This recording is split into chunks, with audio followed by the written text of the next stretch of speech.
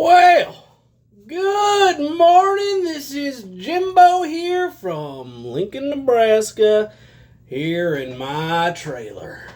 You guys, what a great week it's been. Nebraska won, and that's pretty much all you need for a great week. Now I just get to sit back, watch some college football, make some food, enjoy Saturday. We've got Lee Corso's last game day. We'll watch that. We'll start watching some football around 11 o'clock. It's going to be a great day. And people have been asking, Jimbo, where's your Busch Light? Where's that been? You guys, I only start drinking if Nebraska starts losing. It just happens to be that they've been losing for a long time. But that's okay. I've been saying it for 15 years. This year's different. Here we are, baby! Yeah! Cincinnati, best team in the Big 12. They were anyway. Yep, can't convince me otherwise. We blew them out of the water. They didn't stand a chance. I was there. I don't get to go to many Nebraska games anymore. On account of I got thrown out of Lincoln Stadium there, I threw a beer at Kirk Ferentz. Now, he offered me a scholarship on the spot because he was like, son, that's the best throw I've ever seen, and you got a wicked arm. I said, I know, it's a cannon, and I am ready to use it. I hit him from the top row. I can't afford them good seats. Hit him right on. He said, either you're getting kicked out of here or you're playing for me. I said, Coach, I'm already ineligible, and I only play for the Huskers.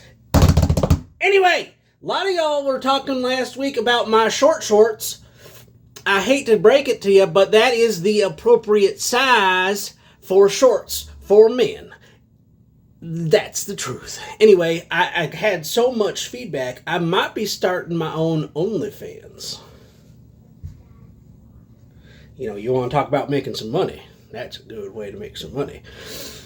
You show a little skin around here, people start tuning in. You know what I'm saying? Yep. Anyway, I used to whirl around with them shorts. They'd be like, Jimbo, that's not a camel toe, that's a moose knuckle. And I'd roll it around. Anyway, we got 5 picks. I went 0-3. I don't even care. Nebraska won. They're great. They look great. We got, 2 more games coming up I think that they'll handle. We got Michigan coming up we'll handle. And we're staring down the barrel of another national title here. So that's like number 13 for them. Auburn started claiming all these other national titles. Nebraska can claim 7 more. That'd put them up to 12, and we should do it. I do, because I don't have standards. So I claim all of them. Anyway, my wife was like, Jimbo, every time you pick against ISU, they win. You should pick them again. I got a big brain, and I thought, Jimbo is good. He makes adjustments, okay? You got to do that if you want to be brilliant. And I'm picking ISU over South Dakota. They are a 14.5-point favorite. If they can win in Ireland, they should be able to beat South Dakota by more than 2 touchdowns and a 2-point conversion on one of them. Okay? Now, because I'm 3-0, or 0-3 rather, we got to pick some more games to get back to even, because Jimbo's pocketbook hurts. I paid for tickets, and I went 0-3. We got Indiana, 24.5-point favorite versus Old Dominion. They beat Nebraska by like 50 last year. Now, Nebraska's better this year and won't lose to Indiana, but they sure as hell were better than Old Dominion from last year. First game of the year? Who knows? But give me Indiana. Florida State versus Bama. Bama's going to win, but probably not by 2 touchdowns or more. Give me Florida State. Give me, we picked ISU already. Give me LSU 4.5-point underdog versus Clemson. And give me Miami 3.5-point underdog versus Notre Dame. I think Notre Dame wins by 1. So we'll see about that one.